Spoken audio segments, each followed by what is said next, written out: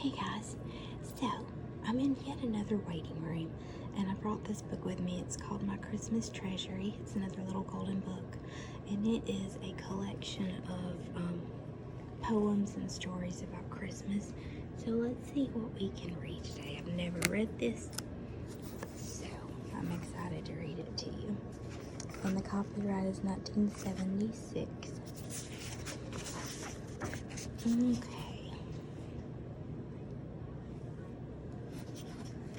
Don't look at Katherine Jackson. Don't look in the closets or under the beds or in any mysterious nook where things may be hidden. It's simply forbidden. When Christmas is coming, don't look. Don't take up a package that comes in the mail and give it a squeeze or a shake to guess what's inside it before they can hide it. That's really a Christmas mistake. Don't listen at bedtime to hear what they're saying or peep in when doors are ajar. Hold your ears, shut your eyes, for a Christmas surprise is better on Christmas by far. That's cute. The Snowshoe Rabbits. 5 happy rabbits sat close to the fireplace in their snug little house. One was the mother rabbit, one was the daddy rabbit, and 3 were young rabbits who had never seen Christmas. At Grandma's there will be a bigger tree, said the mother rabbit, lighted with candles and covered with presents for 3 good little rabbits. The little rabbit's eyes shone. And of course your grandpa will play his rabbit piano, the daddy rabbit grinned. He'll play jingle bells and deck the halls and away in a manger. The little rabbits began to hum. They knew all those songs. They knew all about Christmas at Grandma's, so they sang until their ears waggled. Then one fat little rabbit jumped up. After that comes Christmas dinner, he said. A big roast carrot, basted in sugar, mashed turnips with butter and cranberries red and shining, and for dessert, a round pudding all lighted up with holly on top. I can hardly wait for tomorrow, whispered another little rabbit. I can hardly wait to go to Grandma's. The mother rabbit smiled, and the daddy rabbit looked at his watch. We'll go early in the morning, he said. And now it's time, good little rabbits were in bed. In a whisk of a whisker, all 3 little rabbits were in their beds and sound asleep.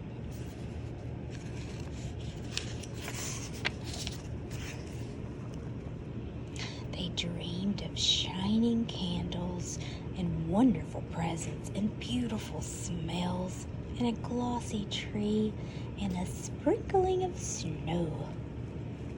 But when they hopped out of bed in the morning and looked out the window, there was more than a sprinkling of snow.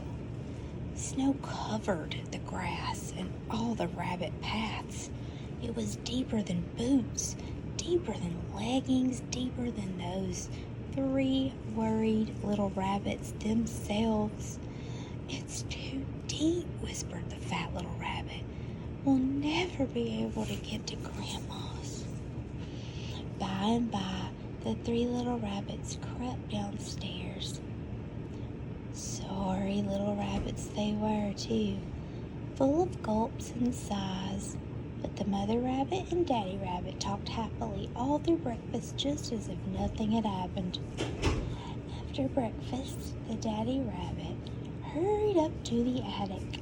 Back he came, smiling and proud, with some funny-looking things under his arm. They looked like tennis rackets, but who plays tennis in the deep snow? Nobody.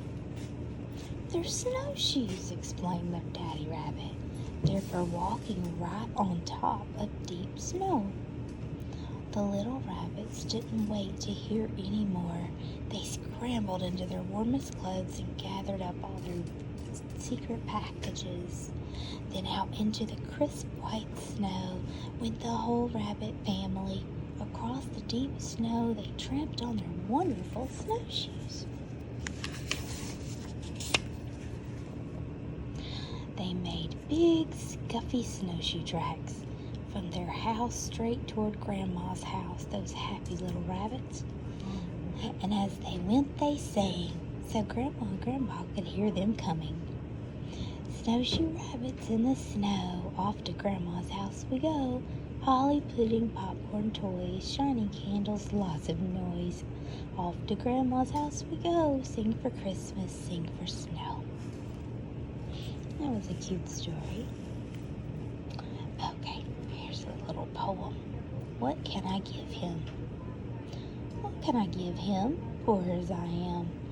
If I were a shepherd, I would bring a lamb. If I were a wise man, I would do my part. Yet what could I give him? Give my heart. Now that's what Christmas is all about. Okay. Christmas around the world. Merry Christmas from around the world. We're from Spain, and we set out shoes stuffed with hay for the camels of the three kings. In the morning we find gifts in place of the hay.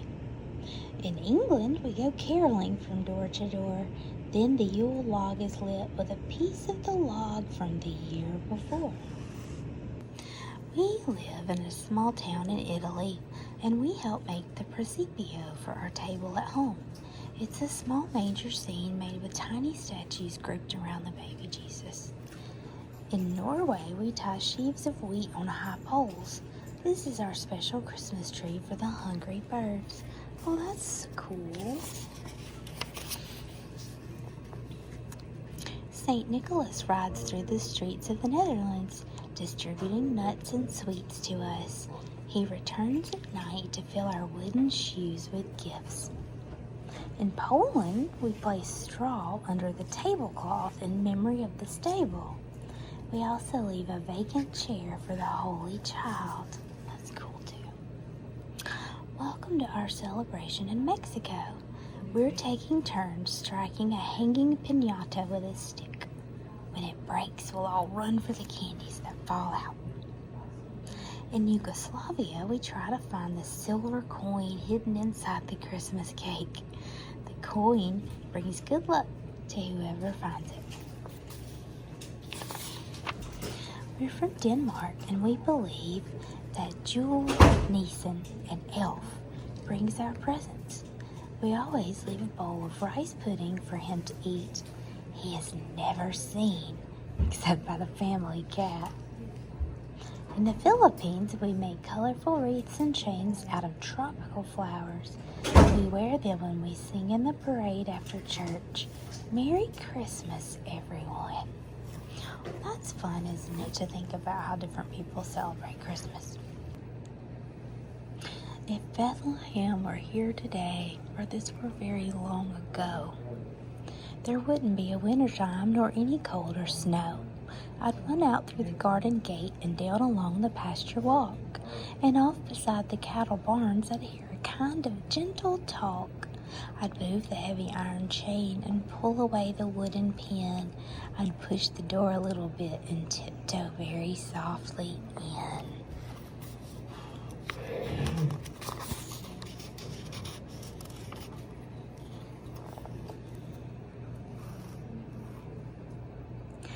Pigeons and the yellow hens and all the cows would stand away. Their eyes would open wide to see a lady in the manger hay. If this were very long ago and Bethlehem were here today. And Mother held my hand and smiled. The lady would, and she would take the woolly blankets off her little boy so I could see. His shut-up eyes would be asleep, and he would look just like our John. And he would be all crumpled too, and have a pinkish color on. I'd watch his breath go in and out. His little clothes would all be white. I'd slip my finger in his hand to feel how he could hold it tight. She would smile and say, "Take care." The Mother Mary would. "Take care." And I would kiss his little hand and touch his hair. While Mary put the blankets back, the gentle talk would soon begin, and when I'd tiptoe softly out, I'd meet the wise men going in. Have a Mary. Look at the picture and answer each riddle. The answers spell a merry message. My coat is wax, my cap's a flame. I wonder, can you guess my name? I've pointed leaves and many a berry to deck the halls and make them merry. Once each year I pull the sleigh to bring you gifts on Christmas Day. I'm long and sharp and cold, that's me. I hang from every roof and tree. I'm placed atop the tree so high I almost reach my home, the sky. I'm draped in tinsel and colorful balls. I'm waiting proudly when Santa calls. My berries are white and my leaves are dark green. A kiss you'll receive if beneath me you're seen. My gown is white. The harp I hold is made of cardboard painted gold. The last one. I carry lots of games and toys for all good little girls and boys. I think we have one more story in this book. This is a good little book. Okay, this is called The Lights on the Christmas Tree. Once the Christmas tree lights were not lights at all. They were the colors in the rainbow, just an everyday rainbow, the good kind you see in the sky after a rain. When Santa Claus made the very first Christmas tree, it was easy to see that he needed a rainbow for decoration because he had only white decorations. He lived at the North Pole then, you know, as he does now.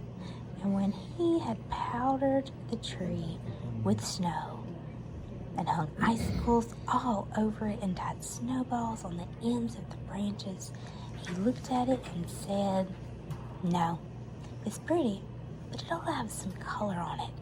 It needs some red and green and blue and gold." "Oh, Santa Claus," said the littlest white bear, "let's put a rainbow on it." "That's just what it needs," Santa Claus agreed. "I'll send the biggest white bear to get one." "Oh," said the little white bear. He was so disappointed that tears came to his eyes. "I was the one who thought of the rainbow. I thought you might let me find it." "All right then," Santa Claus said kindly, "but you must be very careful. Rainbows are easy to break, you know. So you must take care not to drop it." "Okay, I'll be very careful," promised the littlest bear. And he ran and ran on his fat little legs till he found the most beautiful rainbow. Then he picked it up and hung it over his back and went home to Santa Claus, walking very carefully. He walked safely past the snowfields and safely past the icebergs and safely past the slippery slides. And at last he came to Santa Claus's steps. He saw Santa Claus in the doorway waiting.